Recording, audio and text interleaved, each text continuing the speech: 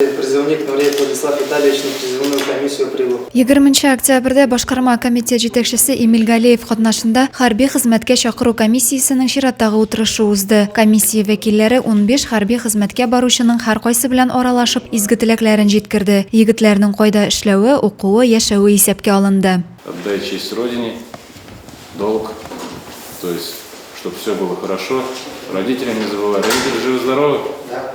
Не забывай родителям звонить. Ил буенча хәрби хезмәткә көзге чакыру дәвам итә. Быел Зәйдән 50-гә якын солдат Россия кораллы көчләре сафларын тулыландырырга тиеш булса, шуларның икесе армия сафларына озатылган инде. Булачак солдатларның күбесе армиягә үз теләге белән китүен белдерде. Шунсы игътибарга лаек егетләрнең шактые югары уку йортын тәмамлаган. Шуларның берсе егете Рамил Ишмөхәммәтов. В нынешнее время военная служба протекает всего лишь 1 год, поэтому с радостью и с долгом отдам честь Родине.